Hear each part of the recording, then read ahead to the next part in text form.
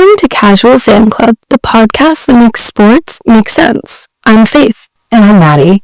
If you've ever felt like sports weren't meant for you, we're here to change that. Whether you're a casual fan or just getting started, we break down the conversation in a way that feels approachable, fun, and totally judgment-free. Each episode, we bring in women who have built careers in sports, whether it's broadcasting, marketing, front office roles, or behind the scenes.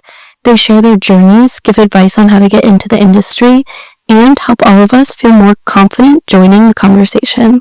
Because sports should be for everyone. Let's get into it.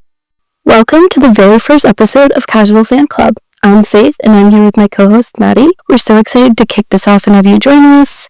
If you ever wanted to get into sports but felt like it was just too complicated or intimidating, we've got you covered. Exactly.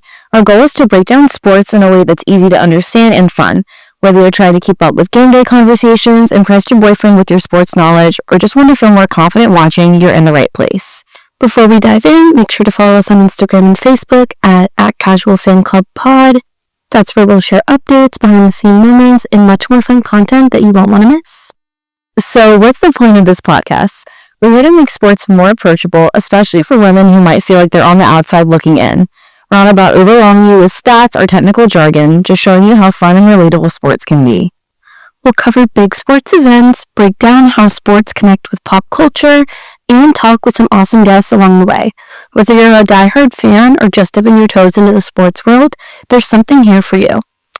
So we're starting things off with the question, why should I care about sports? To help us answer that, we sat down with Chanel Porter, who is a sports reporter for WXII News in Winston-Salem, and she has a really great perspective on how far women in sports have come and what it takes to get started in this space. Chanel was amazing. She talks about everything from the evolution of women in sports media to simple ways to start learning about sports if you're new to it. Here's our conversation with Chanel. All right, so I'm Chanel Porter. I am our weekend sports reporter / anchor. I'm at WXII in Winston-Salem. So basically, I grew up playing sports. I always tell everybody how I got into sports is my dad didn't have a boy, so he had 3 girls, and I ended up taking on the sports full steam ahead. Basically, I've played sports my whole life. I went to college and played volleyball and softball both. And then I knew after college, ultimately, I didn't want that to be the end of sports for me. So I kind of came up really early on. I tell everybody from about 7 years old, I knew that I wanted to be on the sidelines. Growing up watching women like Erin Andrews kind of really set the standard of what women can do in sports reporting was a big inspiration for me. So I graduated. I went to Penn State. I majored in broadcast journalism with a focus in sports broadcasting. And from there, I graduated during the pandemic. So there was not sports jobs available. I applied for a few sports jobs and they all got pulled because there were no sports happening. Tough time. Yes, very. So I ended up having to take a job in news. So I started out as an MMJ, multimedia journalist in Columbia, Missouri. I was that for about 6 months before I was a weekend evening anchor in news. And then I was that for about 6 more months, and then we had an opening in the sports department. So I ended up making the transition to sports. I stayed there for about another 1.5 years, and then the position came open here in Winston-Salem, and I have been here for almost 1.5 years now. So jumped around a little bit. It's been a journey. Yeah.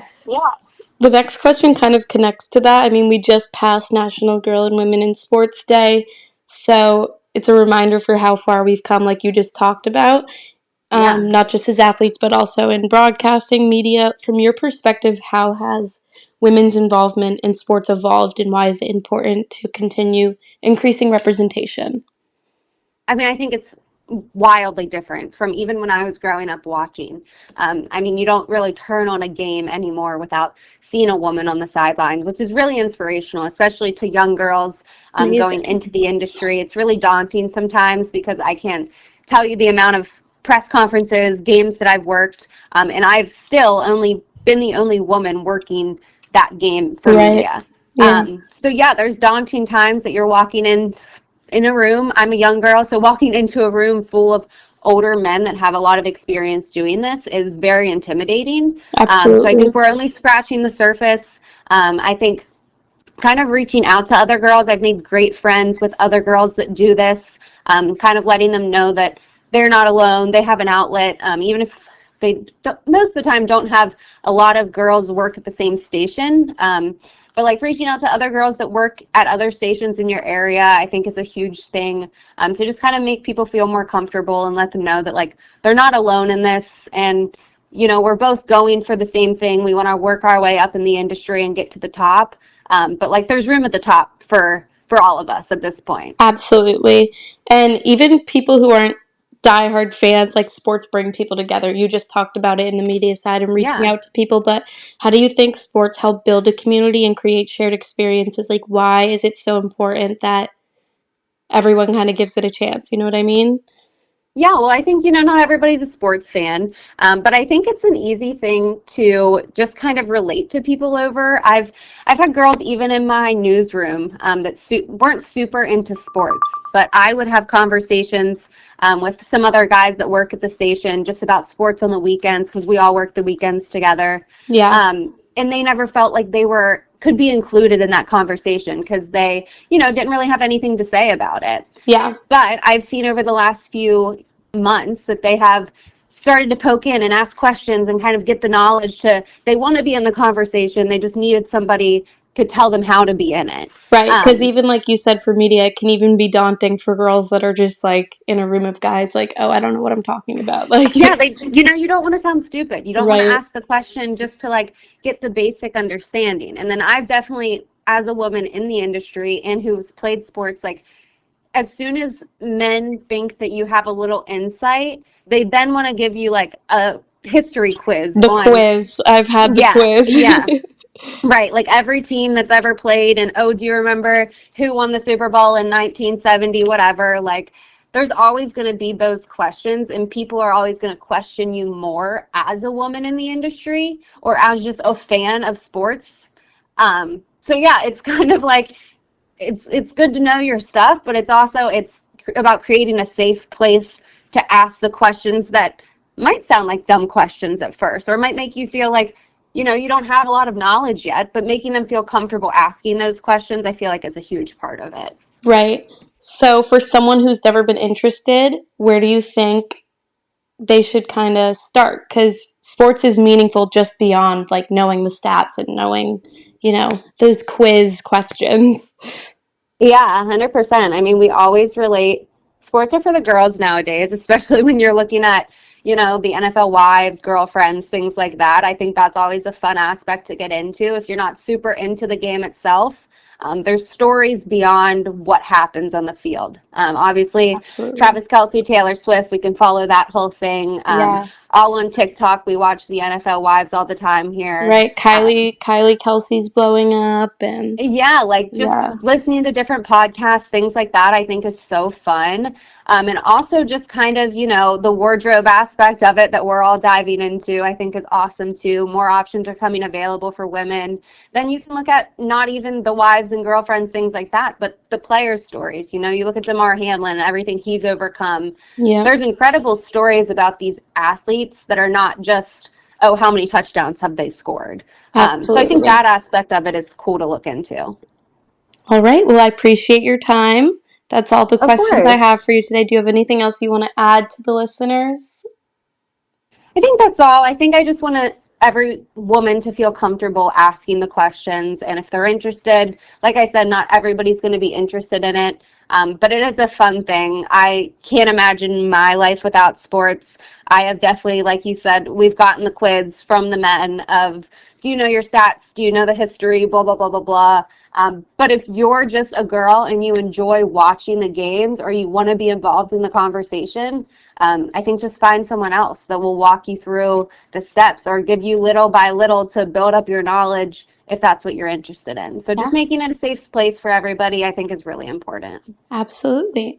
We hope you enjoyed that conversation with Chanel as much as we did. Before we wrap up, let's chat about this year's Super Bowl. It's pretty timely. It was just this past week, and it was a really memorable one. Super Bowl 59 took place at the Caesars Superdome in New Orleans, with the Kansas City Chiefs facing off against the Philadelphia Eagles. And spoiler alert, the Eagles walked away with the win. Yeah, the halftime show was sick. Kendrick Lamar took the halftime show to another level. He didn't deliver just like a mix of his biggest hits, but he also made history by performing a song addressing his beef with Drake. They like made diss tracks against each other this past year, and rap diss tracks are huge right now, but no one expected one to hit the Super Bowl stage, and it was something we've never seen before, and it most definitely had everyone talking. It's like very trending right now. Absolutely. Kendrick's performance was a prime example of how the Super Bowl seamlessly blends sports and pop culture. His decision to perform Not Like Us not only showcased his musical prowess, but also highlighted the ongoing narrative in the hip-hop community, especially with his feud with Drake. The fusion of athletic competition and cultural moments is what makes the Super Bowl such a unique event, sparking conversations that extend far beyond the game itself. For sure. So let's talk about our favorite parts of the Super Bowl. Maddie, what was yours? So my personal favorite moment of the game itself was watching Eagles rookie Cooper DeJean pick off Patrick Mahomes. It was a huge play in any game, but even more incredible considering that it was his very first career interception. I had no idea until afterward, and the fact that it happened on the biggest stage in the Super Bowl and on his 22nd birthday made it feel like something straight out of a movie. Yeah, absolutely. And like he's a rookie, so just for him to have that experience his first season was like crazy. Yeah. But for me, the game was almost a little underwhelming. The Chiefs like kind of got blown out by the Eagles, and you could tell it was over pretty early on. So I was trying to like get into the commercials a little bit, like find something like interesting. And there was one commercial that Nike put out, actually their first Super Bowl ad in 27 years. And it was fully dedicated to women in sports, which I thought was super powerful. The tagline was, "You can't win, so win." And it just talked about how in a male-dominated space like sports, women always have to work harder, but they always show up. And it was just a really good commercial. And if you get a chance, everyone should check it out. And it kind of connects with our pod too. So I thought it was fun to share. And speaking of interesting storylines, another one that really stood out to me was Jason Kelce. He used to play for the Eagles, but he was there supporting his brother Travis, who plays on the Chiefs, while also watching his former team compete. So he talked about how it almost felt like a moral dilemma. He wanted to support his brother, but he also wasn't happy to see his old team lose. And then his old team ended up winning, but how could he be happy that his brother lost? It was just a unique situation, and you could tell how much it meant to him on both sides. Right. That must have been so tough for him. I mean, it's rare to see siblings on opposing teams in such a high stakes game. I don't know if that's like ever happened before. Yeah, so Jason and Travis made history. They were the first brothers to play against each other in a Super Bowl. I think it was 2 Super Bowls ago.